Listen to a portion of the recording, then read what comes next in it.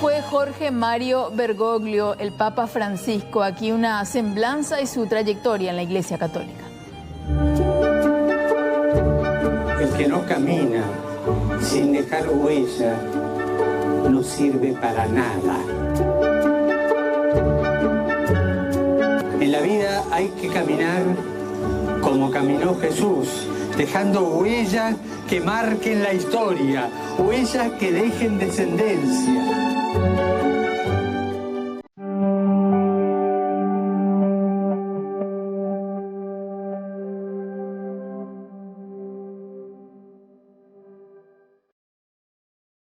Las huellas marcadas por el Papa Francisco son profundamente humanas. El nombre que sus padres, don Mario Bergoglio, inmigrante italiano y operador de ferrocarriles, junto a doña María Sivori, ama de casa bonaerense, deciden dar al mayor de sus 5 hijos, fue Jorge Mario, quien nace el 17 de diciembre de 1936. Días más tarde, en Navidad, es bautizado en la fe católica, en la iglesia del barrio Belgrano de Buenos Aires. Asistió al colegio salesiano y la mujer con mayor influencia en su vida fue su abuela Rosa Vasallo, con quien compartió gran parte de su infancia.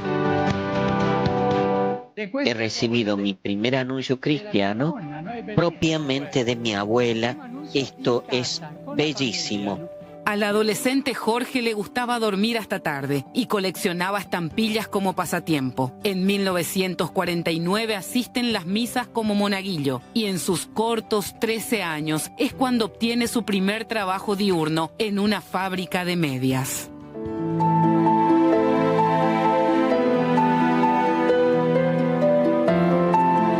Es a los 17 años, en plena fiesta del Día del Estudiante, un 21 de septiembre de 1953, cuando recibe el llamado de Dios y decide convertirse en sacerdote.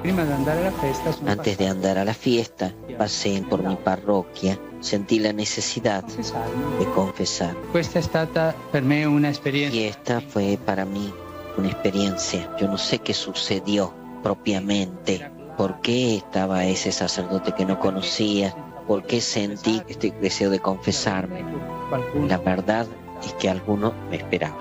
Después de la confesión, sentí que algo había cambiado. Yo no era el mismo. Había sentido como una voz, una llamada, y estaba convencido que yo tenía que ser sacerdote.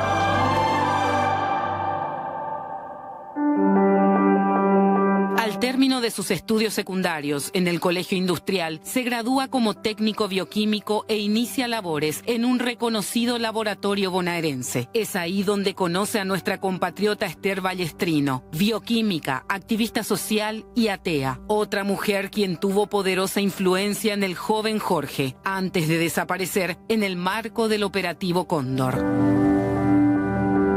También en este periodo conoce a quien fuera su única novia y le promete que si no se casaba con ella, se haría sacerdote. Al joven Bergoglio le agradaba ir al cine y a bailar tango, pero todo lo abandonaría para seguir con su vocación sacerdotal e ingresa al seminario del barrio Villa Devoto y al noviciado de la Compañía de Jesús a los 21 años. Es en ese mismo año cuando sufre una infección pulmonar y le extirpan parte del pulmón derecho. A los 33 se ordena sacerdote el 13 de diciembre de 1969.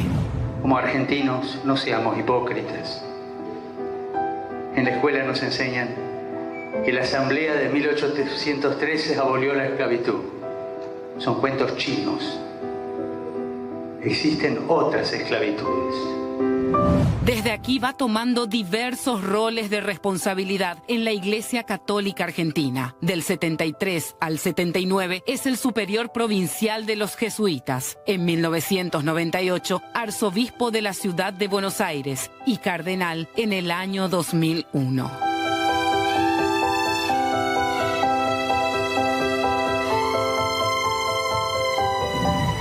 Él estaba presente en los barrios como Retiro, como Barracas, como Lugano, como Mataderos. Entonces, ahí centró su trabajo, su vida, su acompañamiento, y también hizo mirar al resto de la ciudad a esos barrios más pobres.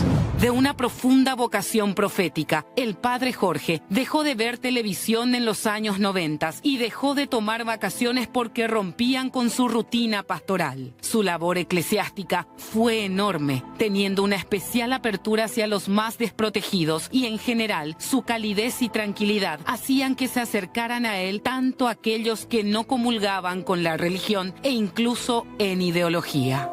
Y Jesús, cuando le lava los pies a los discípulos, no lo querían creer, los discípulos no querían. ¿Cómo este viene a lavar los pies? Pero es todo un símbolo que durante 2000 años lo venimos repitiendo, un símbolo de servicio.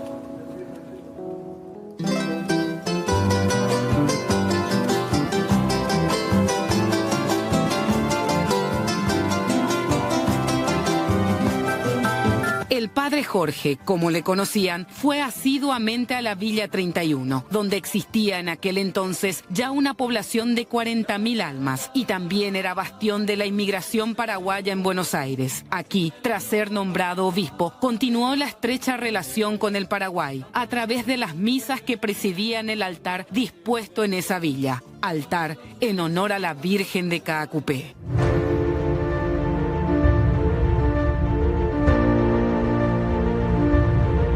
Durante la dictadura argentina, pese a tener detractores por sus sanciones a otros sacerdotes cuando era provincial de los jesuitas, también llegó a prestar su sotana a refugiados políticos para que escaparan de la misma dictadura. Sus diferencias con el poder se acentuaron durante el gobierno kirchnerista al ponerse del lado de los agricultores ante nuevas políticas impositivas que planteaba el gobierno recientemente asumido. Se puede decir que no era precisamente un clérigo tibio. Buenos Aires necesita llorar. Buenos Aires no ha llorado lo suficiente. Buenos Aires trabaja, busca, rosca, hace negocios, se preocupa por el turismo, por el viaje y no ha llorado lo suficiente esta bofetada.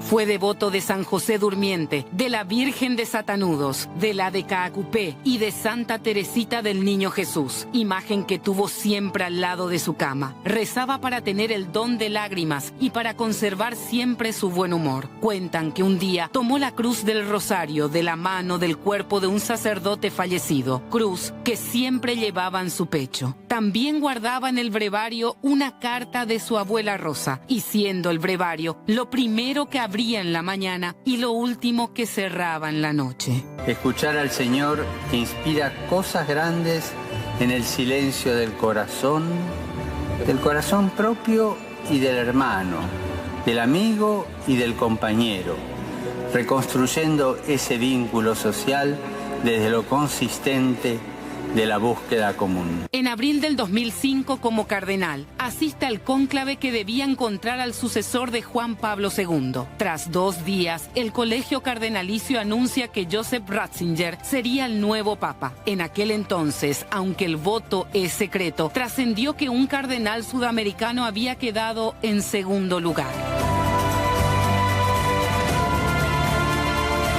Tras la renuncia de Benedicto XVI, un hecho histórico casi sin precedentes convierte al cardenal argentino en papa, eligiendo el nombre de Francisco.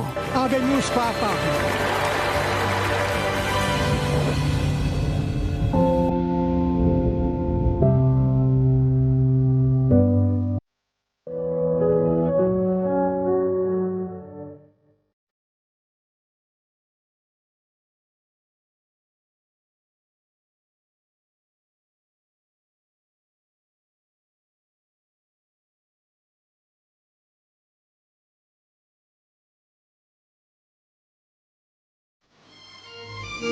Y ahora precisamente nos metemos al pontificado de Jorge Mario Bergoglio.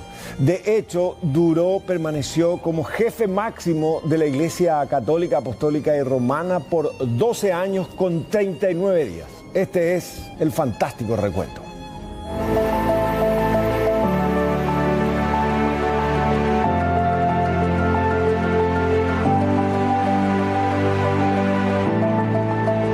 En febrero del 2013, el Papa Benedicto XVI renunció alegando problemas de salud. Tras un nuevo cónclave, Jorge Mario Bergoglio, arzobispo de Buenos Aires, fue electo como cabeza de la Iglesia Católica.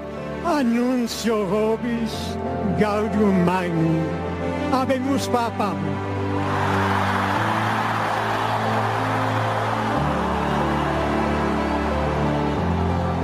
Eminentissimum ac reverendissimum Dominum Georgium Marium, Sancte Romane Ecclesiae Cardinalem Bergoglio.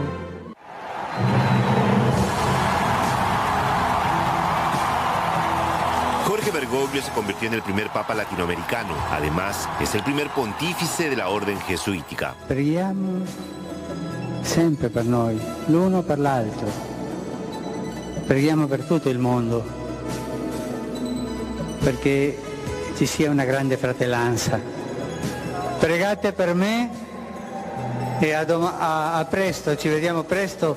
Domani voglio andare a pregare la Madonna perché custodisca a tutta Roma. Fue el primero en adoptar el nombre de Francisco en honor a San Francisco de Asís, quien vivió una vida de humilde servicio a los pobres, y también recordando a San Francisco Javier, miembro fundador de los jesuitas. Su elección en marzo del 2013 fue recibida con entusiasmo en todo el mundo, y desde entonces tuvo una postura reformista, haciendo un llamado a una iglesia más humilde, cercana a los pobres y comprometida con la paz y la justicia. A través de sus gestos simbólicos y acciones concretas, demostró su compromiso con los marginados y vulnerables.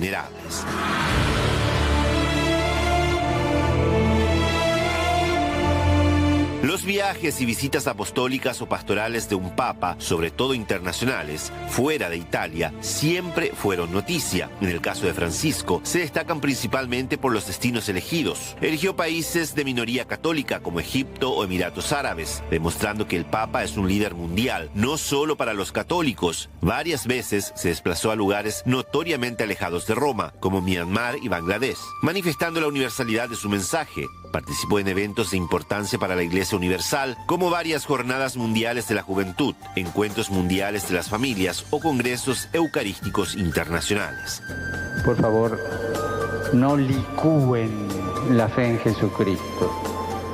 Hay licuado de naranja, hay licuado de manzana, hay licuado de banana, pero por favor no tomen licuado de fe. La fe es entera, no se licúa, es la fe en Jesús. El primer viaje internacional tuvo lugar en julio del 2013, meses después de su elección, y visitó Brasil para participar en la Jornada Mundial de la Juventud. El Papa Francisco realizó 37 viajes fuera de Italia y visitó 66 países en sus años de pontificado. A lo largo de sus 12 años como obispo de Roma, promovió transformaciones significativas en la Iglesia Católica, como la reforma del Banco del Vaticano. También amplió el colegio cardenalicio. Por primera vez designó a una mujer a uno de los puestos más altos del Vaticano, Sor Raffaella Petrini, nueva presidenta de la Comisión Pontificia para el Estado de la Ciudad de Vaticano y presidenta de la Gobernación de la Ciudad del Vaticano.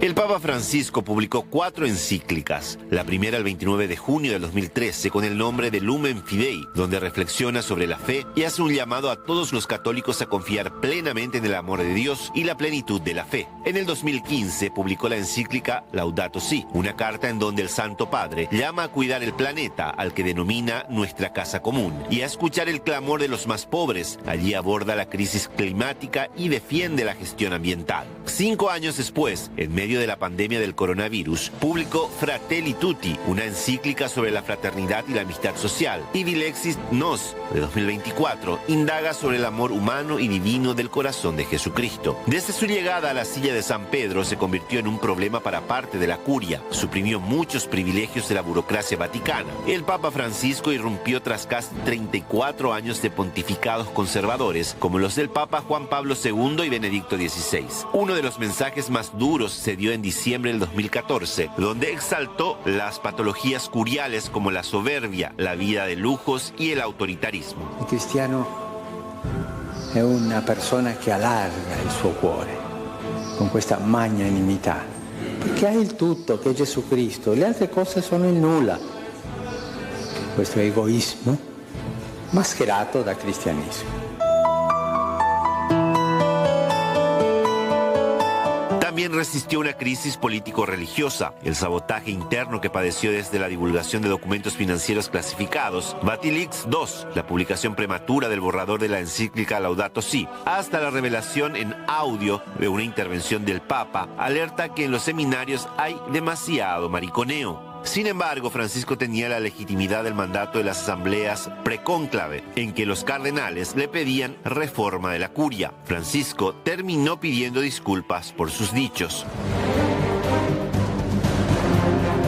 El sínodo sobre Amazonia le trajo muchos detractores de empresas internacionales de extracción y madereras. La encíclica ecologista Laudato Si movilizó en su contra al lobby petrolero, es decir, grandes empresas y consorcios internacionales petroquímicos, además de la postura firme contra los gobiernos antiinmigrantes como la propia Italia, Estados Unidos, Francia, Alemania y España. En el 2024, el Papa Francisco reveló que existía un plan para asesinarlo durante un viaje a Irak. Esto se pudo evitar gracias a un aviso de los servicios de inteligencia británicos. El pontífice contó que, tras aterrizar en Bagdad en marzo del 2021, la información de que 2 terroristas suicidas iban a atentar contra un acto en el que iba a participar. Ambos atacantes fueron interceptados y abatidos. El viaje, que se prolongó durante 3 días en plena pandemia del coronavirus, fue la primera de un jefe de la Iglesia Católica a Irak y contó con una intensa operación de seguridad.